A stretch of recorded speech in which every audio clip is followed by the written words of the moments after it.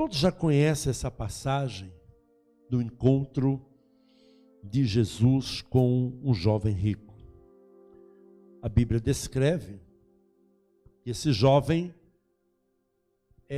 era possivelmente na linguagem de hoje, um bilionário da época.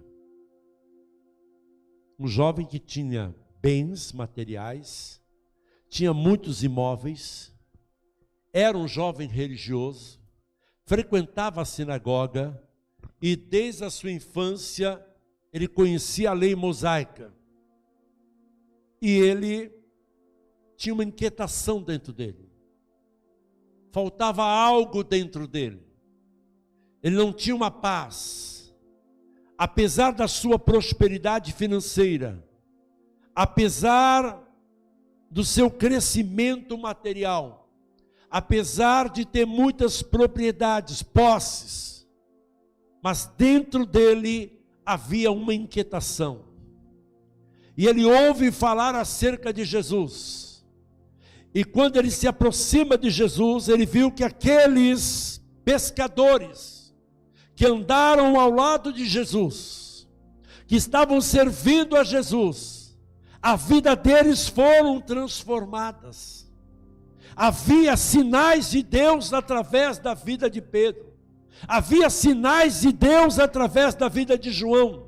Havia sinais de Deus através da vida de Tiago.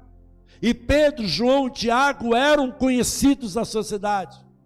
Pedro, quando Jesus entrou no barco dele, e ele experimentou a maior pescaria da história da vida dele, e o Senhor Jesus chamou ele deixou o barco. Ele deixou o barco, ele deixou o seu empreendimento. Alguns historiadores declaram que era possível que ele tinha 4, 5 barcos de pesca, um pequeno empresário para a época de pescaria. Ele deixou e tornou-se um pescador de homens, tornou-se um dos maiores líderes, o primeiro líder apostólico da igreja cristã, que até a igreja católica venera ele até hoje. E Pedro era conhecido, e transformou-se num ícone, transformou-se num alicerce da igreja. Depois veio o apóstolo Paulo, um outro homem poliglota, que tinha na verdade uma posição social. Ele não era somente judeu, ele era também romano, tinha uma posição social, frequentava a sociedade da época, a classe média alta da época. Esse homem tem um encontro com Jesus, e quando ele tem um encontro com Jesus, ele deixa tudo, por amor a Jesus. E Jesus faz esse homem prosperar, ser um homem bem sucedido no seu ministério, na sua vida. E agora, voltando agora para o jovem rico, ele se aproxima de Jesus, e quer fazer parte do staff de Jesus, quer fazer parte do discipulado de Jesus, quer fazer parte do apostolado que Jesus estava estabelecendo, de um colégio, de um colegiado apostólico. E ele faz a seguinte pergunta. Ele não deveria ter feito essa pergunta. Ele não deveria ter feito essa pergunta. Ele chega de uma forma soberba. O que eu preciso fazer para ser salvo? O que eu tenho que fazer para ser salvo? O que eu tenho que fazer para fazer parte disso que você está fazendo, Jesus, na vida de Pedro, na vida de João, na vida de Tiago, na vida de todos esses que estão andando com o Senhor? Porque eles vivem algo diferente. Eu vejo no rosto de Pedro, eu vejo no rosto de Tiago, eu vejo no rosto de João, que tem algo diferente na vida deles, e eu não tenho na minha vida. O que eu preciso fazer, Jesus, para entrar nesse propósito, de viver isso que eles estão vivendo? Dão glória a Jesus. Jesus diz, é muito simples, é só você guardar os 10 mandamentos. Os 10 mandamentos, isso eu guardo desde a minha infância. Os 10 mandamentos, não, Jesus, não adulterarás, não vai dar falso testemunho, honrar pai e mãe, isso aí eu faço desde a minha infância, Jesus. Só isso. Só isso para fazer parte. Somente isso. Ele não deveria ter feito essa pergunta. Não faça perguntas que você não quer ouvir de Deus. Não faça perguntas para Deus que você não quer ouvir. É melhor você se calar e adorar e deixar Deus ser Deus. Posso ouvir um glória a Deus? É só isso? O que eu tenho que fazer? Isso aí eu já estou fazendo. Isso aí para mim é simples. Aí Jesus disse: falta-lhe mais uma coisa. Tá? Vamos lá, Jesus. Pegou o Ray-Ban dele. É nós. E aí, Jesus? Qual o próximo passo? Vai, vende tudo o que você tem, dê para os pobres, e aí você vem e me segue, aí você vai viver o que eles estão vivendo.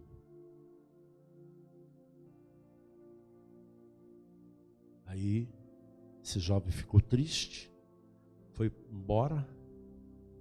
Os discípulos, eu imagino, não está escrito isso na Bíblia, nem vai dizer que está na Bíblia, porque não está, já estou avisando, não está na Bíblia. Eu posso imaginar que Pedro e João, quando viu aquele jovem rico, bilionário, fazer parte do ministério de Jesus, agora é o seguinte, agora temos um mantenedor, agora nós temos um patrocinador, olha o cara, o bilionário, olha esse jovem, ele vai investir na gente, já era, estou pensando, já está, olha, eu vou ter um salário, pela primeira vez, agora Jesus vai dar um salário para nós, já estou pensando na minha Ferrari. Esse jovem é rico, ele está entrando no ministério e vai mudar a sorte do ministério. De repente, o jovem abaixa a cabeça e vai embora. Meu Deus, acabou. Acabou, olha aí, meus sonhos acabaram. E os discípulos ficaram preocupados. Jesus, como é que o Senhor deixa esse cara rico ir embora? Ouça o que eu vou dizer para você.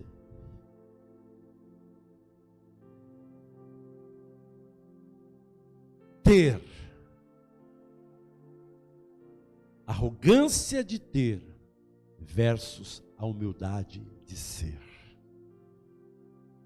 O problema desse jovem é que ele queria ter. E pelo fato de ele ter uma ansiedade de querer ter, ele tornou-se uma pessoa que acumulava. Porque ele queria, e havia dentro dele um problema sério de escassez. O medo de ser pobre, o medo de ficar pobre. E eu tenho certeza que eu creio que se ele vendesse toda a propriedade dele, especificamente para ele, posso ir um amém? Não, eu não entendi. É especificamente para aquele jovem, posso ouvir um amém? Amém. Posso ouvir um aleluia? Jesus trata especificamente, individualmente com cada um de nós. Eu não posso pegar um chamado que eu tenho de estar separado para Deus, e eu quis negociar com Jesus para ser empresário, para investir na obra, investir no reino, e Jesus falou, não, você não. Você eu quero separado só para mim. E eu não posso criar isso uma doutrina para a igreja, porque Deus não chamou você para estar tempo integral. Deus chamou você para você ser cheio do Espírito, para prosperar, para ser levantado. Por quê? Porque agora você não quer ter, você quer ser, porque Jesus é sua verdadeira riqueza. Posso ouvir um glória a Deus? A arrogância desse jovem. E ele tinha posses, ele tinha riquezas, mas houve um confronto diante de Jesus, porque com Jesus não adianta você comprar a salvação, não adianta você comprar o Espírito Santo, comprar a unção, comprar bênçãos, não adianta, você precisa ser, e se você nascer de novo, e aceitar a Jesus como seu Senhor, e se arrepender de todos os seus pecados, e receber a Jesus como Senhor e Salvador, você vai provar a riqueza de ser filho de Deus, a riqueza de ser filha de Deus, a riqueza de ser homem de Deus, a riqueza de ser mulher de Deus. Ah, meu querido, minha querida, você não precisa vender nenhuma propriedade, mas se você é de Deus, se você é do Senhor, e se Deus falar com você, o que Ele falar com você, porque você é dele, você vai fazer, você é dele. Tudo que você tem é dele. Posso ouvir um amém? Posso ouvir um aleluia? Qual era o problema desse jovem rico? A riqueza que ele tinha era incomparável com a riqueza que Deus estava proporcionando para ele em Cristo. E este é o problema da nossa sociedade. Nós temos muitos cristãos que estão dentro da igreja e querem ter, mas não querem ser. E o grande problema hoje do cristianismo moderno é que as pessoas vêm à igreja só para ter, as pessoas vêm para a igreja para ter, e Deus está confrontando esta teologia maligna, porque a verdadeira teologia é você ser homem de Deus, é você ser mulher de Deus, porque se você for homem de Deus, for mulher de Deus, você vai ser enriquecido por Deus, na pessoa do Senhor Jesus, através do seu Espírito, e se Deus enriquecer você, Ele vai colocar muito mais do que você imagina. Talvez você está numa empresinha, num negócio, segurando esse negócio, e Deus quer dar um grande negócio para você, mas você está preso, porque você quer ter, e Deus quer que você seja, Deus quer que você seja, Deus quer que você seja o que? Filho de Deus, seja o que? Filha de Deus, seja o que? Um homem de Deus, seja o que? Uma mulher de Deus, seja o que? Um homem cheio, uma mulher cheia do Espírito Santo, e porque a maior riqueza bíblica não é em você ter, a maior riqueza bíblica é em você ser, porque quando você é, você também tem, mas quando você tem, você não é, mas quando você é em Cristo Jesus, você tem toda a riqueza, porque a bênção do Senhor nos enriquece.